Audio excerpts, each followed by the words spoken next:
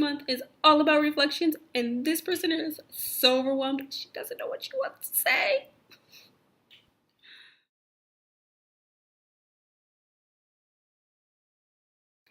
Hi y'all, welcome back to my channel. My name is Jessica Lang and I'm a licensed marriage and family therapist from California originally, but I currently live in Tel Aviv, Israel. So this time of year is my favorite time of year. It is the what we call on the Jewish calendar the High Holy Days.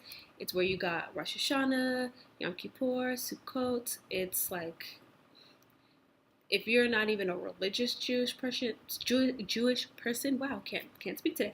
Even if you're not religious, this time of year, this is when you see the synagogues full. It's the equivalent to Christians going to mass on Christmas and Easter. Like, even if you're not religious, these are the holidays that you show up, right? You're like, hey, God, I'm here. So this time of year, for all those people who are not familiar, it is all about reflection, all about making amends, all about kind of planning for your future and like being more intentional for the new year. So I thought, what a better way to represent my second Rosh Hashanah, Yom Kippur, and Sukkot here in Israel than to reflect on all that I've learned this past year and hope that my wisdom can help you make some improvements on your life. Maybe not suffer or have such a hard time. So without further ado, let's get into them. So for me, this has been a year filled with many ups and many downs.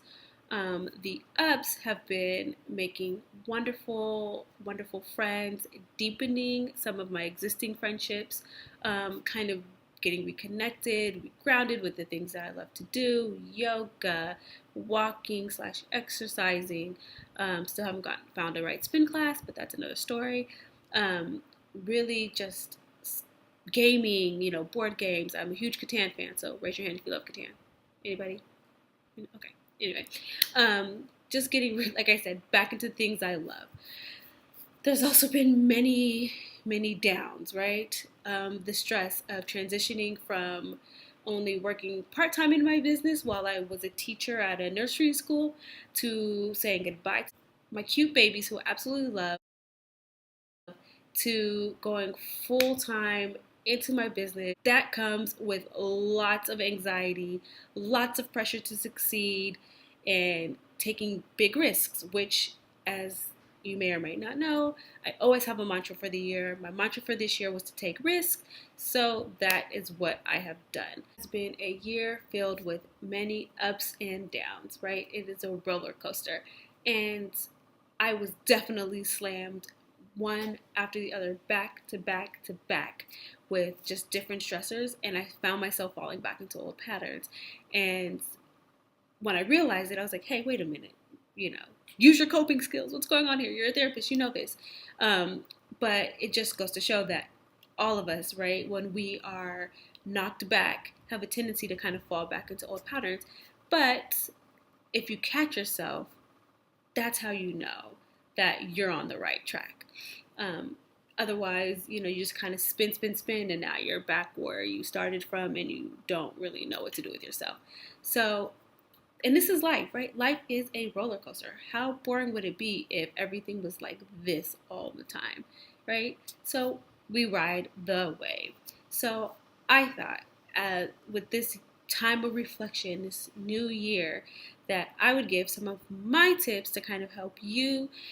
If you're feeling stressed out, you're feeling kind of back to back slammed with things, how you can kind of stay grounded and stay focused so that you're not falling off the deep end or falling back into old destructive patterns and then waking up going, oh my God, what did I do? I can't believe I did that again. Don't I know better?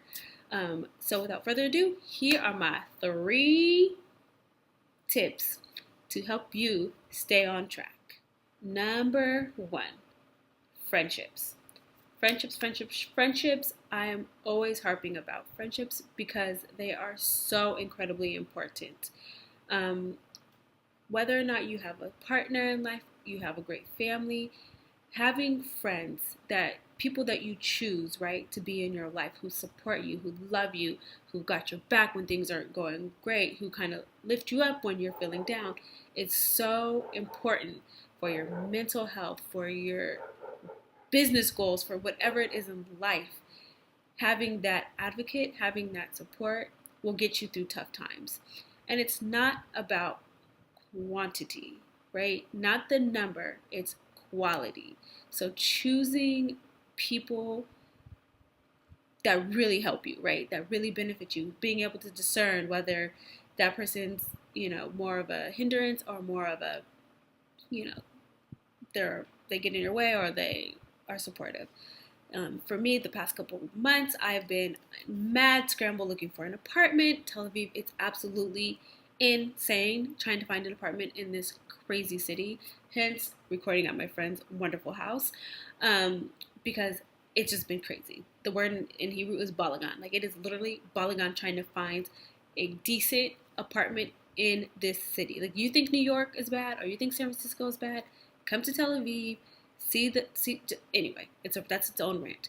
So because I was on this house hunting mission, and my lease ended in my other apartment, I had to crash with friends, and that was something that taught me about the quality of my friendships. I pride myself on choosing people very wisely, but my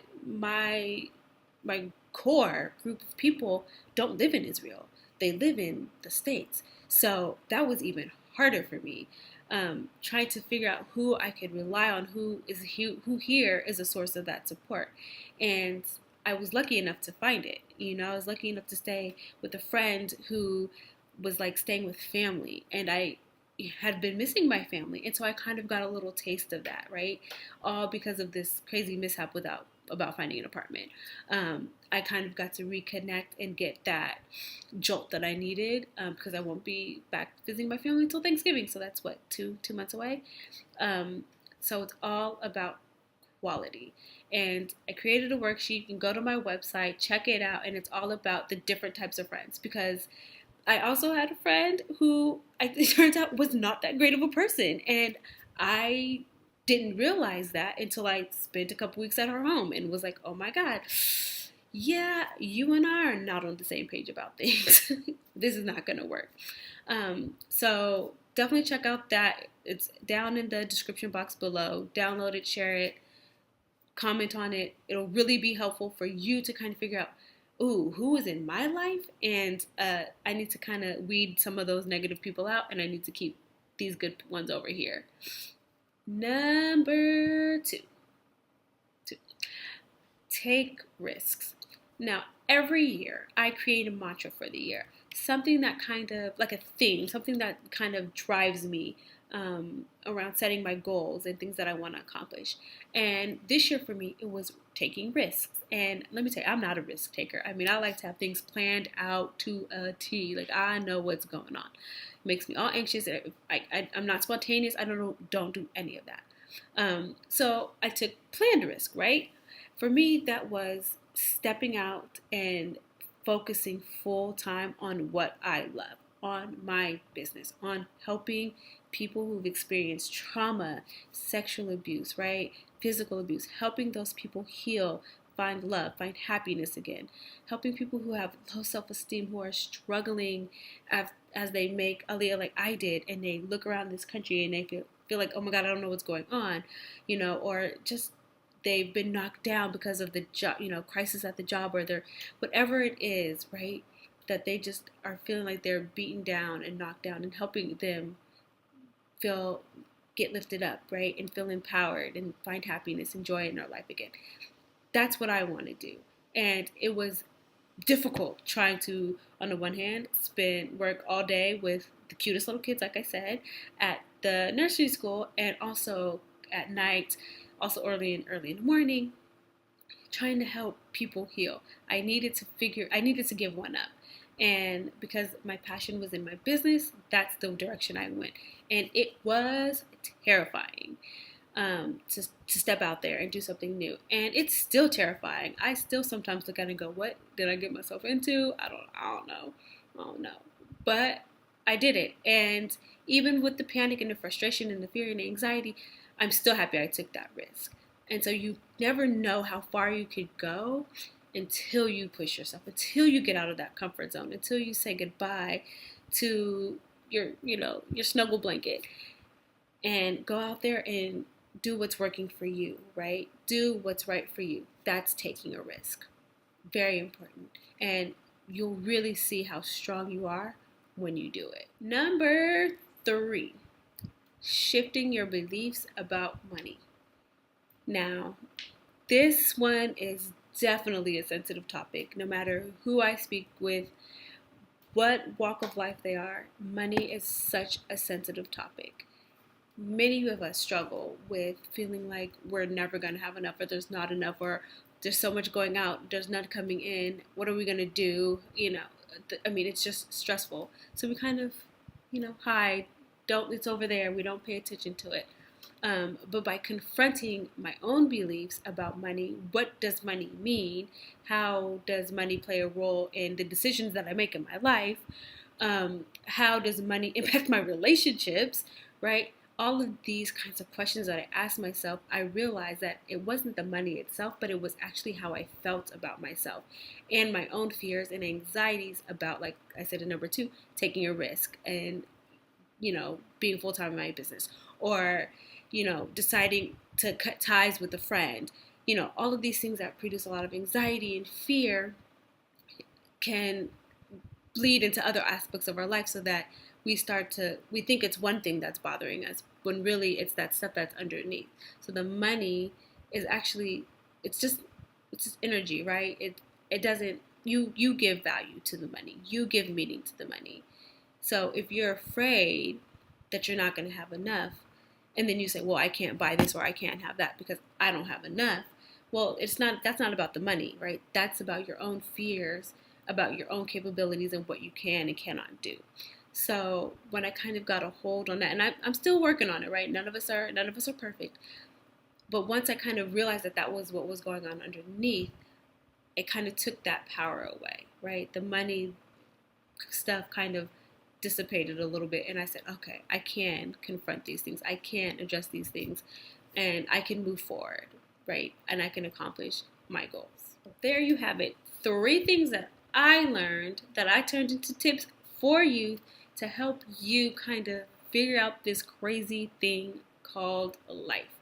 And with the new year, with celebrating Rosh Hashanah and Sukkot and Yom Kippur, it's all about reflection, right? And trying to grow and always be the best me that I can be. And I hope that you are striving to be the best you that you can be, filled with love, loving yourself, accepting yourself.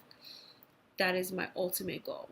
So if you found this helpful, please click that like button below, hit subscribe and the little bell as well, so you get notifications anytime I upload a new video, as well as sharing and posting so all of your friends can also see how amazing I am, because that's how I feel. I'm amazing. And to find out more, check out my website at jessicalangtherapy.com. I always look forward to hearing from you. Please leave your comments. And, I'm going to ask you a question, because I want to hear what's on your guys' mind. What is something you learned this year? Leave your comment below, and I will answer. I will see you guys in October.